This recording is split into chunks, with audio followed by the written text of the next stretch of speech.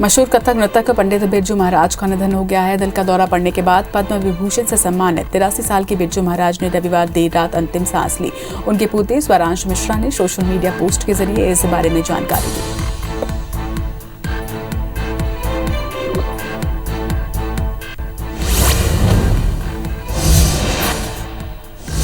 कथक सम्राट बिरजू महाराज के निधन पर पीएम मोदी ने ट्वीट कर दुख जताया है। पीएम ने ट्वीट कर कहा कि भारतीय नृत्य कला को विश्व भर में विशिष्ट पहचान दिलाने वाले पंडित बिरजू महाराज जी के निधन से अत्यंत दुख हुआ। उनका जाना संपूर्ण कला जगत के लिए का पुण्य क्षति है।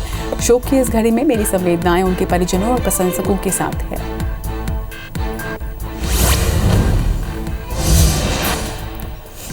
उत्तर प्रदेश की बाकी बची सीटों के लिए आज बीजेपी की कोर कमेटी की फिर दिल्ली में बैठक होगी। इसके साथ ही संजय निषाद और अनुप्रिया पटेल के साथ भी बैठक हो सकती है। दोनों ही दलों के साथ गठबंधन की सीट शेयरिंग पर बात होगी। निषाद पार्टी के अध्यक्ष संजय निषाद ने ऐलान किया है कि उनकी पार्टी 15 सीटों पर चुनाव लड़ेगी।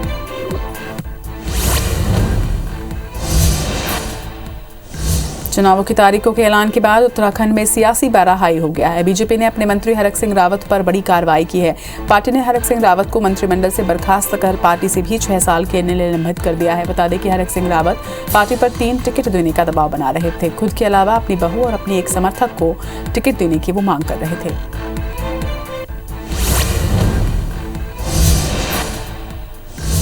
महाराष्ट्र के भिवंडी के काजी परिसर में एक बंद कपड़े की फैक्ट्री में भीषण आग लगने से करोड़ों की संपत्ति जल गई। आग लगने का कारण अब तक पता नहीं चल पाया है। तो वहीं सूचना पर दमकल की गाड़ियां तत्काल मौके पर पहुंची। ठाणे नगर निगम के मुताबिक अब तक किसी के भी हताहत होने की कोई सूचना नहीं है।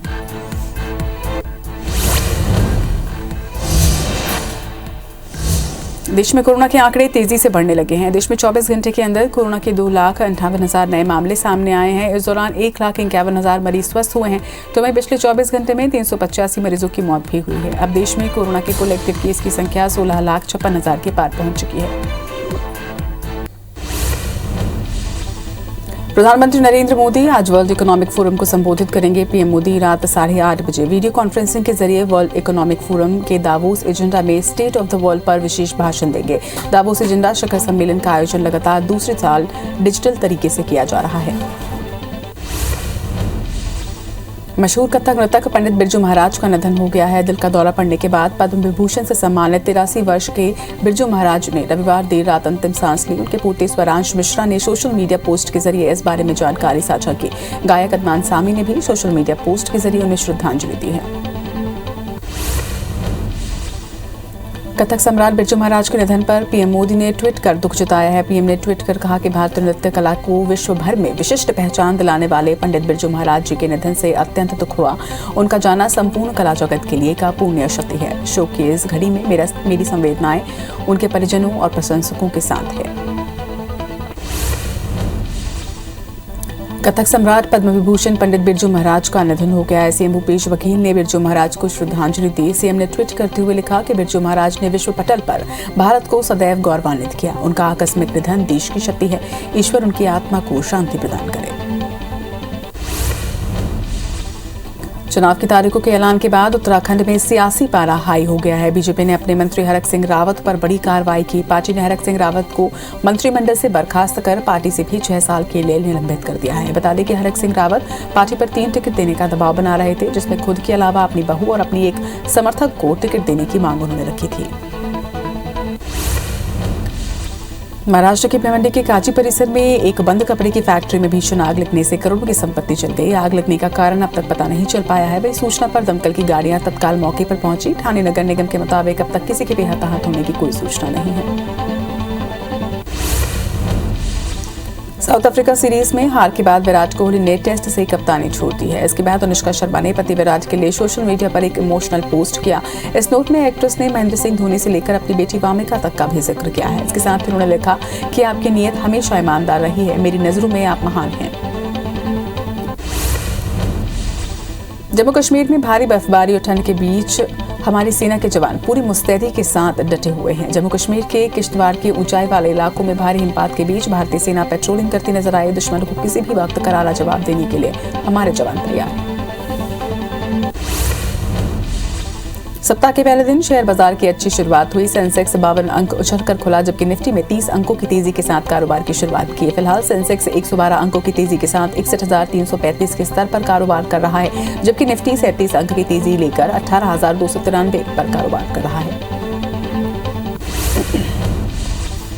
National commission for protection of child rights ने सुप्रीम कोर्ट को जानकारी दी है कि अप्रैल 2020 से अब तक देश के 1,47,492 बच्चों ने कोरोना और दूसरे कारणों के चलते अपने माता या पिता या दोनों को ही खोया है। इसमें 76,508 लड़के, 70,980 लड़कियां और 4 ट्रांसजेंडर बच्चे शामिल हैं। दुनिया भर में कोरोना के मामले लगातार बढ़ रहे हैं और ये बढ़ते हुए 32 करोड़ 87 लाख के पार जा पहुंचे हैं। वहीं कोरोना से मौत का आंकड़ा 55,57,000 के पार पहुंच चुका है। पूरी दुनिया में 26 करोड़ 74 लाख से ज्यादा मरीज कोरोना को हराकर स्वस्थ हो चुके हैं, तो वहीं दुनिया में एक्टिव मामले 5 करोड़ 57 लाख के पार पहुंच चुके हैं। देश में कोरोना के आंकड़े तेजी से बढ़ने लगे हैं। देश में 24 घंटे के अंदर कोरोना के 2,58,000 नए मामले सामने आए। इस दौरान 1,51,000 मरीज स्वस्थ भी हुए हैं। वहीं बीते 24 घंटे में 385 मरीजों की मौत हुई है। अब देश में कोरोना के कुल एक्टिव केस की संख्या 16,56,000 के पार है। देश में वैक्सीनेशन का काम तेजी से आगे बढ़ रहा है। वैक्सीनेशन का आंकड़ा 157 करोड़ 22 लाख के पार पहुंच चुका है, जिसमें 91 करोड़ 11 लाख से ज्यादा लोगों को पहला डोज और 65 करोड़ 67 लाख से ज्यादा लोगों को दोनों डोज लगाए जा चुके हैं। वहीं मध्य प्रदेश में 10 करोड़ 74 लाख और छत्तीसगढ़ में 3 करोड़ 22 लाख से ज्यादा लोगों ने कोरोना की वैक्सीन लगवा ली है। मध्य प्रदेश में कोरोना तेजी से पैर पसार रहा है। प्रदेश में 24 घंटे के अंदर कोरोना के 6,380 नए मरीज सामने आए, जिसमें मध्य प्रदेश में एक्टिव मरीजों की संख्या 30,109 पर पहुंच गई है। वहीं कोरोना से 2 मरीजों की मौत भी हुई है। इधर 1,785 मरीज ठीक होकर डिस्चार्ज किए गए। छत्तीसगढ़ में कोरोना के मामले तेजी से बढ़ते जा रहे हैं। प्रदेश में 24 घंटे के अंदर कोरोना के 3,963 नए मरीजों की पहचान की गई, जिससे प्रदेश में एक्टिव मरीजों की संख्या 32,792 पर पहुंच गई। तो वहीं 7 मरीजों की मौत भी दर्ज की गई है। इसके साथ ही 3,303 मरीज स्वस्थ हुए हैं। सबसे ज्यादा रायपुर में 1,215 और दुर्ग में 511 नए मरीज सामने आए। धमतरी जिले के सेंट मैरी स्कूल के 3 छात्र कोरोना संक्रमित पाए गए, जिसके चलते शिक्षा विभाग ने स्कूल को 5 दिनों के लिए बंद कर दिया है। इसके साथ ही स्कूल के सभी स्टाफ और छात्रों का कोरोना जांच भी करवाया जा रहा है। बता दें कि जिले में लगातार कोरोना मरीजों की संख्या बढ़ रही है। इंदौर में कोरोना मरीजों की संख्या तेजी से बढ़ने लगी है। जिले में बीते 24 घंटे में कोरोना के 1,890 नए मरीज सामने आए। वहीं 517 कोरोना मरीजों को हराकर ठीक भी हुए हैं। जिले में अब कोरोना के एक्टिव मरीजों की संख्या 10,313 पर है, जिससे इंदौर में कोरोना संक्रमण की दर 17.5% पर पहुंच गई है। ब्रिटेन की एफसीए ने फेसबुक पर 4.4 करोड़ से ज्यादा यूजर्स के डेटा का गलत इस्तेमाल करने का आरोप लगाया है। एफसीए ने कहा है कि कंपनी ने यूजर्स पर कई शर्तें लगाई और उनका प्राइवेट डेटा शेयर करके अरबों डॉलर का प्रॉफिट कमाया है। इसे लेकर कंपनी के खिलाफ ब्रिटेन में 320 करोड़ डॉलर का क्लास एक्शन लॉ सूट दाखिल हुआ है। मंगल ग्रह पर जीवन नहीं है, ये बात मंगल ग्रह से 4 अरब साल पुराने उल्का पिंड पर की गई। कानोको इंस्टीट्यूशन फॉर साइंस के वैज्ञानिकों के रिसर्च से ये साबित हुआ है। हालांकि इस दावे से सभी वैज्ञानिक सहमत नहीं है। मंगल से गिरा करीब 2 किलोग्राम का पिंड 1984 में अंटार्कटिका में मिला था। कोरोना काल में विदेश में पढ़ाई करने वाले भारतीय छात्रों की संख्या दुगनी हो गई है। प्री कोविड यानी कि 2019 में 5,79,000 छात्र विदेश में पढ़ते थे। वहीं दिसंबर 2021 में 11,33,000 ये संख्या हो चुकी है। अभी 99 देशों में भारतीय छात्र पढ़ रहे हैं। वहीं पहली लहर में पाबंदियों के बाद 2020 में विदेश में पढ़ने वाले भारतीय छात्र आधे रह गए थे। दुनिया भर में कोरोना के मामले तेजी से बढ़ रहे हैं। नए संक्रमितों के मामले में अमेरिका 2,87,000 मरीजों के साथ टॉप पर है, जबकि 2,68,000 मरीजों के साथ फ्रांस दूसरे स्थान पर। अमेरिका में 346 नई मौत भी दर्ज की गई है। तो वहीं एक्टिव केस के मामले में 2 करोड़ 30 लाख मरीजों के साथ अमेरिका टॉप पर है। आने वाले दिनों में दुनिया में सप्लाई चेन और ज्यादा प्रभावित हो सकती है। ऐसा इसलिए क्योंकि चीन दुनिया का तीसरा बड़ा ग्लोबल मैन्युफैक्चरर है और यहाँ ओमिक्रॉन वेरिएंट का केस सामने आने के बाद सख्त लॉकडाउन लगाया गया है। पाकिस्तान के सिंध प्रांत में मास्क नहीं पहनने वाले सरकारी कर्मचारियों की 1 दिन की सैलरी काटने की घोषणा की गई है। कोरोना के बढ़ते मामलों को देखते हुए ये निर्देश जारी किए गए हैं। यहाँ पर कोरोना पॉजिटिविटी रेट 35% पर पहुंच चुकी है। वहीं सीएम मुराद अली की अध्यक्षता में हुई बैठक में ये फैसला लिया गया। पंचायत में ओबीसी आरक्षण को लेकर आज सुप्रीम कोर्ट में अहम सुनवाई होगी। कोर्ट ने पंचायत चुनाव में ओबीसी आरक्षण पर रोक लगाई है, जिस पर सरकार ने सुप्रीम कोर्ट के आदेश पर पुनर्विचार याचिका दाखिल की है। तो वहीं केंद्र सरकार ने चुनाव को 4 महीने टालने की मांग रखी है। आज केंद्र और राज्य सरकार की दोनों ही याचिकाओं पर सुप्रीम कोर्ट एक साथ सुनवाई करेगा।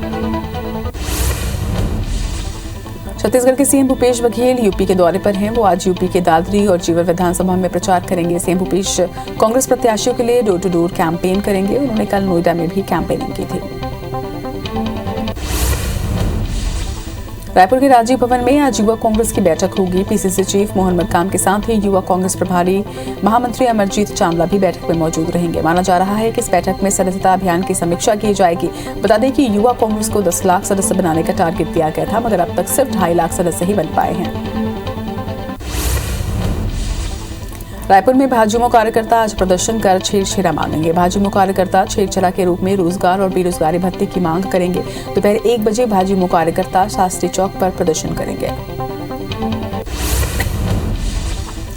मध्य प्रदेश के गृह मंत्री डॉक्टर नरोत्तम मिश्रा ने कॉलेज के ऑनलाइन एग्जाम की मांग को लेकर बयान दिया है। उन्होंने कहा कि विधायकों ने जो मांग रखी है उस पर विचार किया जाएगा। बता दें कि बीजेपी विधायक नारायण त्रिपाठी और महेंद्र हाड़िया ने ऑनलाइन एग्जाम की मांग को लेकर सरकार को एक पत्र लिखा है। कोरोना टेस्ट करवाते समय गलत जानकारी देने पर अब मध्य प्रदेश में सख्त कार्रवाई की जाएगी। सीएम शिवराज सिंह चौहान ने प्रशासन को इसके लिए निर्देश दे दिए हैं। वहीं प्रदेश में लगातार मरीजों द्वारा गलत जानकारी दी जा रही है। बीते 15 दिनों में करीब 1000 लोगों ने गलत जानकारी दी है और अब गलत पता और नंबर लिखवाने पर कार्रवाई होगी। ऐसे लोगों का पता लगाने के लिए पुलिस की भी मदद ली जाएगी। धमतरी जिले के कुरुद थाना क्षेत्र में मासूम से दुष्कर्म की घटना को लेकर बीजेपी महिला मोर्चा समेत स्थानीय लोगों ने जमकर आक्रोश है। मामले में लोगों ने आरोपी को फांसी दिलवाने की मांग की है। तो वहीं महिला मोर्चा ने छत्तीसगढ़ में महिलाओं के साथ बढ़ते अपराध पर भी चिंता जताते हुए सरकार पर निशाना साधा है। खंडवा में मुंगेर थाना पुलिस ने इमलीपुरा और खड़गपुरा क्षेत्र की 6 से ज्यादा दुकानों पर छापामार कार्रवाई की। पुलिस ने दुकानों से बड़ी मात्रा में पतंग उड़ाने का चाइनीज मांझा जब्त किया। जिला प्रशासन ने चाइनीज मांझे पर प्रतिबंध लगाने के बाद ताबड़तोड़ कार्रवाई की है। मांझा बेचने वाले दुकानदारों के खिलाफ केस भी दर्ज किए गए। राजधानी रायपुर में चाकूबाजी की घटनाएं लगातार बढ़ती जा रही है। तो वहीं तेलीबांधा थाना इलाके में एक ग्लास कारोबारी पर चाकू से हमला किया गया है। पुलिस के मुताबिक 7 से 8 अज्ञात बाइक सवार बदमाशों ने कारोबारी पर हमला किया। फिलहाल आरोपियों की तलाश शुरू कर दी गई है। रायपुर के 2 अलग अलग थाना क्षेत्रों में जुए पर कार्रवाई की गई। दोनों ही थानों में 20 जुआरी गिरफ्तार किए गए हैं। इसके साथ ही 2,15,000 कैश, 12 मोबाइल, 25 बाइक भी जब्त हुए हैं। पंडरी और मुजगहन पुलिस ने ये कार्रवाई की। सुरेंद्र सिंह महाविद्यालय गरियाबंद के यूनिसेफ और राष्ट्रीय सेवा योजना के 50 से अधिक छात्र छात्राओं ने नगर में घूम कर कोरोना के प्रति लोगों को जागरूक किया। लोगों को सोशल डिस्टेंसिंग, मास्क लगाने और बार-बार हाथ धोने का अनुरोध किया गया। बलरामपुर जिले के Swami Atmanand English medium school में कलेक्टर और शिक्षा विभाग की टीम ने मिशन 90 की शुरुआत की। मिशन 90 का उद्देश्य जिले के छात्रों को पढ़ाई का समान अवसर उपलब्ध करवाने के साथ साथ शिक्षा अनुकूल माहौल देने की है, जिससे बच्चे मेरिट से परीक्षा उत्तीर्ण कर सकें। भाटापारा में पेंटिंग कलाकार की कला को निखारने मेघा वर्मा लगातार प्रयास करती आ रही है। इसी कड़ी में उन्होंने एक विशेष पहल करते हुए आर्ट स्टूडेंट के लिए कला कक्ष की शुरुआत की है। संस्था के सदस्य ने बताया कि कला कक्ष में अब भाटापारा के कला छात्र मात्र कला ही नहीं सीखेंगे, बल्कि उनको राज्य स्तरीय कई कला कार्यक्रमों में हिस्सा लेने के लिए मौका भी दिया जाएगा। मध्य प्रदेश के बड़े बांधों में शुमार जबलपुर के बरगी बांध में अब पर्यटकों को ओरछा के साथ साथ जबलपुर में भी रिवर राफ्टिंग का लुत्फ उठाने का मौका मिलेगा। जबलपुर के बरगी बांध में रिवर राफ्टिंग की शुरुआत हो गई है। मध्य प्रदेश राज्य विकास निगम के अध्यक्ष विनोद गोटिया ने रिवर राफ्टिंग का शुभारंभ किया। बस्तर जिले के मालगांव में ग्रामीणों ने 500 साल पुरानी गुफा ढूंढने का दावा किया है। गुफा के अंदर करीब 20 फीट गहरा कुआं भी ग्रामीणों ने खोजा है। ग्रामीणों का कहना है कि गुफा के अंदर और खुदाई करने पर रहस्यमय चीजें भी मिल सकती हैं, जिसके लिए सैकड़ों ग्रामीणों ने गुफा की साफ सफाई करनी शुरू कर दी है। छत्तीसगढ़ में आज छेरछेरा पर्व धूमधाम से मनाया जा रहा है। आज के दिन युवक युवती और बच्चे समेत बुजुर्ग छेरछेरा मांगने के लिए घर घर पर जाते हैं। वहीं मुख्यमंत्री भूपेश बघेल और राज्यपाल अनुसुईया उइके ने प्रदेशवासियों को छेरछेरा की बधाई और शुभकामनाएं दी। छत्तीसगढ़ में आने वाले दिनों में ठंड और बढ़ेगी। वहीं प्रदेश में बादल छटने के बाद तापमान में गिरावट आ सकती है। मौसम विभाग के अनुसार सरगुजा और बस्तर संभाग के ज्यादातर हिस्सों में ठंड बढ़ने के साथ ही तापमान में 2 से 3 डिग्री तक गिरावट भी दर्ज की जाएगी। मध्य प्रदेश में कड़ाके की ठंड पड़ रही है। भोपाल में रविवार को घना कोहरा छाया रहा। इसके साथ ही न्यूनतम तापमान 8 डिग्री दर्ज किया गया। तो वहीं प्रदेश के कई जिलों का तापमान 10 डिग्री के नीचे रहा। मौसम विभाग ने आने वाले दिनों में ग्वालियर, चंबल, उज्जैन और सागर संभाग में घने कोहरे की संभावना जताई है। वहीं छतरपुर, सागर, रतलाम और ग्वालियर जिले में शीतलहर का अलर्ट भी जारी किया गया है। सरगुजा संभाग में रविवार को घने कोहरे से ढका रहा। लगातार हो रही बारिश रुकने के बाद सरगुजा संभाग में तापमान में गिरावट के साथ ही ठंड बढ़ी है। घने कोहरे के साथ ही विजिबिलिटी भी बेहद कम है। इलाके में ठंड बढ़ने से जनजीवन भी प्रभावित हो रहा है। छत्तीसगढ़ के पेंड्रा क्षेत्र में कड़ाके की ठंड पड़ रही है। पेंड्रा का न्यूनतम तापमान 8 डिग्री दर्ज किया गया, तो वहीं अमरकंटक का पारा 5 डिग्री दर्ज हुआ है। पेंड्रा से लेकर अमरकंटक तक घने कोहरे की वजह से विजिबिलिटी भी कम रही, जिसका असर वाहनों की रफ्तार पर पड़ रहा है। बता दें कि इस मौसम में बड़ी संख्या में सैलानी अमरकंटक पहुंचते हैं।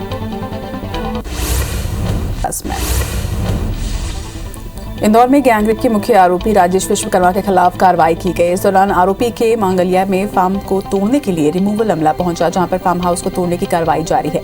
बता दें कि छत्तीसगढ़ के पीड़िता के साथ फार्म हाउस में गैंगरेप की घटना को अंजाम दिया गया था। भोपाल में भारतीय जनता पार्टी की बूथ विस्तार योजना ऐप संगठन का लोकार्पण किया गया। इस दौरान प्रदेश प्रभारी मुरलीधर राव, सीएम शिवराज सिंह चौहान और बीजेपी प्रदेश अध्यक्ष वीडी शर्मा मौजूद रहे। बता दें कि इस ऐप के जरिए संगठन के विस्तार की जानकारी मिलेगी।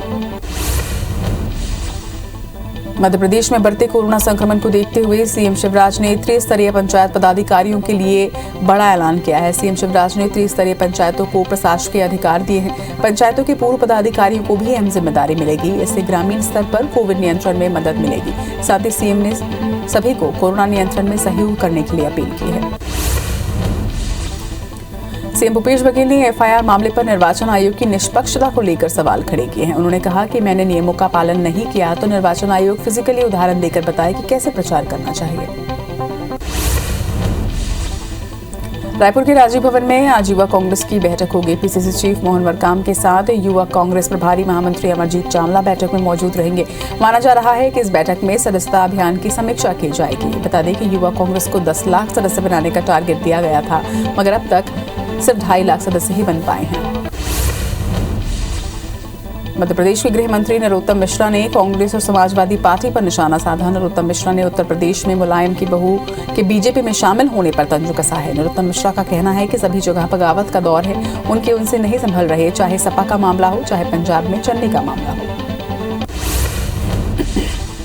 मध्य प्रदेश के गृह मंत्री डॉक्टर नरोत्तम मिश्रा ने कॉलेज के ऑनलाइन एग्जाम की मांग को लेकर बयान दिया है। उन्होंने कहा कि विधायकों ने जो मांग रखी है उस पर विचार किया जाएगा। बता दें कि बीजेपी विधायक नारायण त्रिपाठी और महेंद्र हाड़िया ने ऑनलाइन एग्जाम की मांग को लेकर सरकार को एक पत्र लिखा है। कोरोना टेस्ट करवाते समय गलत जानकारी देने पर अब मध्य प्रदेश में सख्त कार्रवाई होगी। सीएम शिवराज ने प्रशासन को इसके लिए सख्त निर्देश दिए हैं। प्रदेश में लगातार मरीजों द्वारा गलत जानकारी दी जा रही है। बीते 15 दिनों में करीब 1000 लोगों ने गलत जानकारी दी है। अब गलत पता और नंबर लिखवाने पर कार्रवाई की जाएगी। वहीं ऐसे लोगों का पता लगाने के लिए पुलिस की भी मदद ली जाएगी। बिलासपुर में आज बीजेपी युवा मोर्चा ने बेरोजगारी भत्ते को लेकर विरोध प्रदर्शन किया। विरोध करने के लिए युवा भाजपाई अग्रसेन चौक में धरने पर बैठे और सरकार से छेड़छेड़ा में बेरोजगारी भत्ता मांगा। राजधानी रायपुर में चाकूबाजी की घटनाएं लगातार बढ़ती जा रही हैं। वहीं तेलीबांधा थाना इलाके में एक ग्लास कारोबारी पर चाकू से हमला किया गया। पुलिस के मुताबिक 7 से 8 अज्ञात बाइक सवार बदमाशों ने कारोबारी पर हमला किया है। फिलहाल आरोपियों की तलाश शुरू कर दी गई है।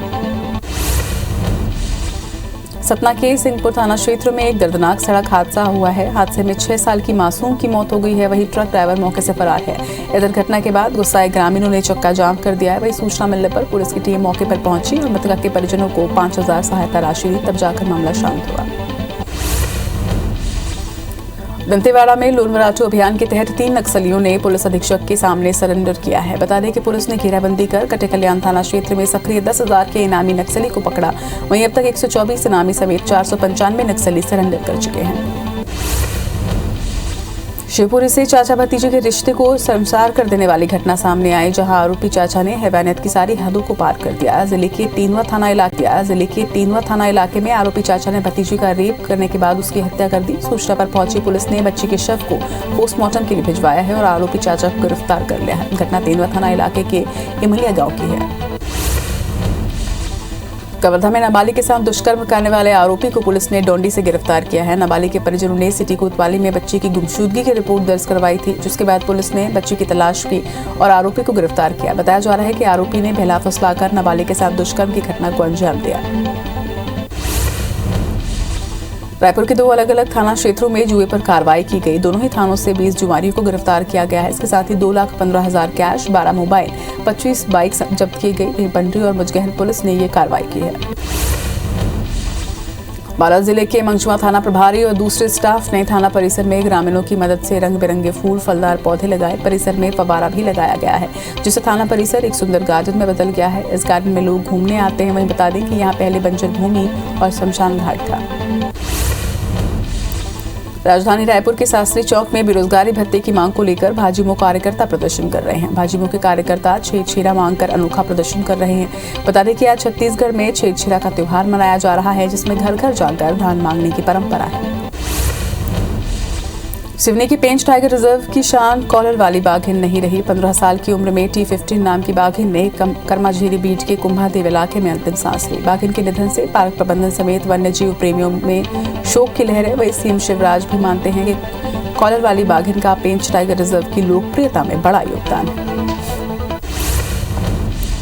छत्तीसगढ़ में आज छेड़छेड़ा का पर्व धूमधाम से मनाया जा रहा है। आज के दिन युवक युवती और बच्चे समेत बुजुर्ग छेड़छेड़ा मांगने घर घर जाते हैं। वहीं मुख्यमंत्री भूपेश बघेल और राज्यपाल अनुसुईया उइके ने प्रदेशवासियों को छेड़छेड़ा की बधाई और शुभकामनाएं दी। छत्तीसगढ़ में आने वाले दिनों में ठंड और बढ़ेगी। प्रदेश में बादल छटने के बाद तापमान में गिरावट आ सकती है। वहीं मौसम विभाग के अनुसार सरगुजा और बस्तर संभाग के ज्यादातर हिस्सों में ठंड बढ़ने के साथ ही तापमान में 2 से 3 डिग्री तक गिरावट दर्ज की जाएगी। मध्य प्रदेश में कड़ाके की ठंड पड़ रही है। भोपाल में रविवार को घना कोहरा छाया रहा। इसके साथ ही न्यूनतम तापमान 8 डिग्री तक दर्ज किया गया। वहीं प्रदेश के कई जिलों का तापमान 10 डिग्री के नीचे रहा। मौसम विभाग ने आने वाले दिनों में ग्वालियर, चंबल, उज्जैन और सागर संभाग में घने कोहरे की संभावना जताई है। वहीं छतरपुर, सागर, रतलाम और ग्वालियर जिले में शीतलहर का अलर्ट जारी किया है। सरगुजा संभाग में रविवार को घने कोहरे से ढका रहा। लगातार हो रही बारिश रुकने के बाद सरगुजा संभाग में तापमान में भी गिरावट दर्ज की गई। इसके साथ ही ठंड यहां बढ़ी है और घने कोहरे के साथ ही विजिबिलिटी बेहद कम हो गई है। इलाके में ठंड बढ़ने से जनजीवन प्रभावित हो रहा है। छत्तीसगढ़ के पेंड्रा क्षेत्र में कड़ाके की ठंड पड़ रही है। पेंड्रा का न्यूनतम तापमान 8 डिग्री दर्ज किया गया। वहीं अमरकंटक का पारा 5 डिग्री तक लुढ़का। पेंड्रा से लेकर अमरकंटक तक घने कोहरे की वजह से विजिबिलिटी भी यहां बेहद कम है, जिसका असर वाहनों की रफ्तार पर भी पड़ रहा है। बता दें कि इस मौसम में बड़ी संख्या में सैलानी अमरकंटक पहुंचते हैं।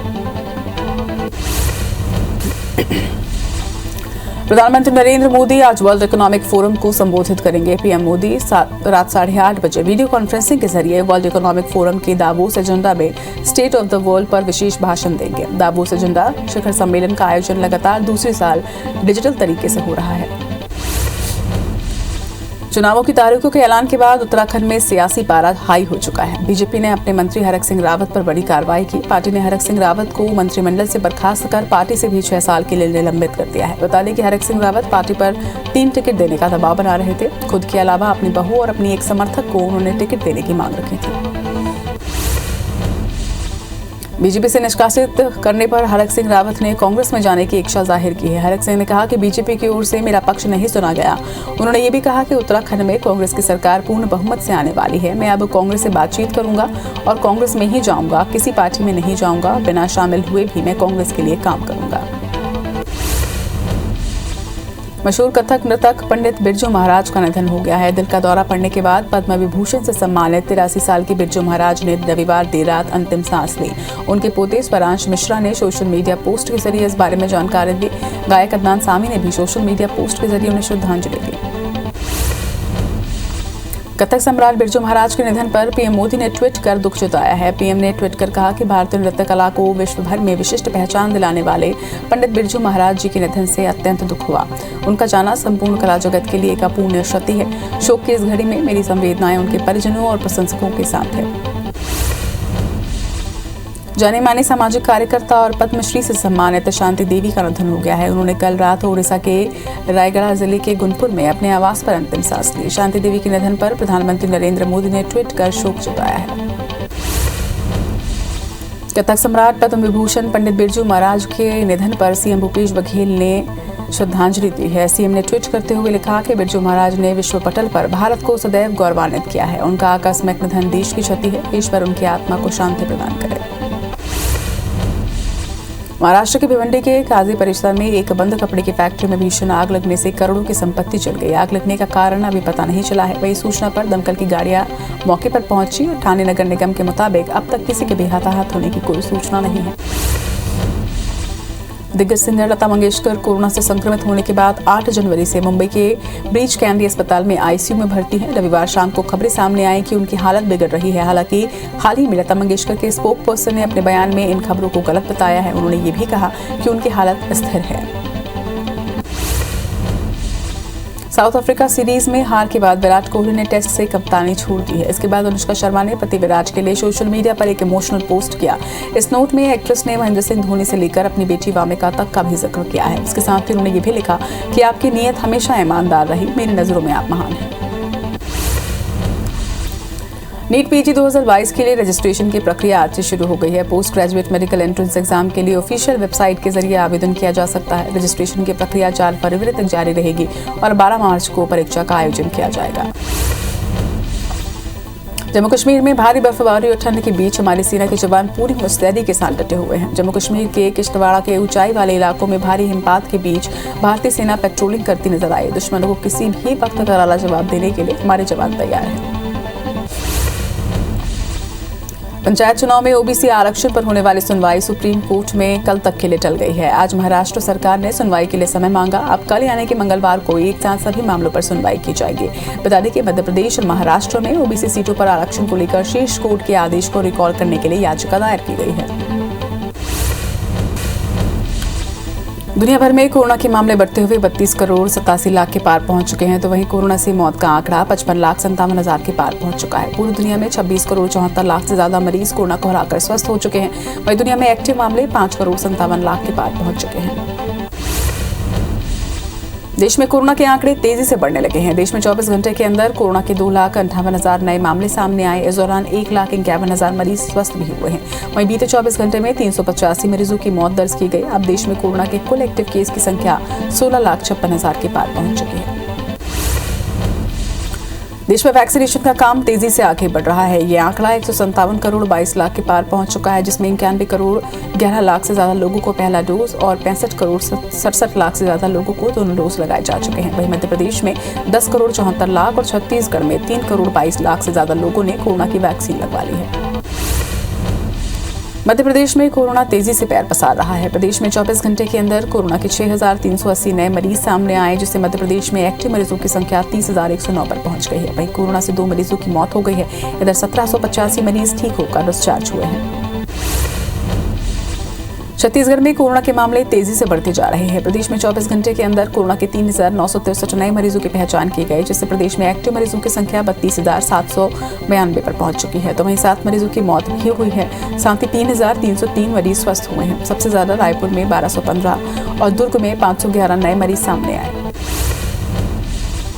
इंदौर में कोरोना मरीजों की संख्या तेजी से बढ़ने लगी है। जिले में पिछले 24 घंटे में कोरोना के 1,890 नए मरीज सामने आए। वहीं 517 मरीज कोरोना को हराकर स्वस्थ हुए हैं। जिले में अब कोरोना के एक्टिव मरीजों की संख्या 10,313 पर पहुंच गई है, जिससे इंदौर में कोरोना संक्रमण की दर 17.5% पर पहुंच चुकी है।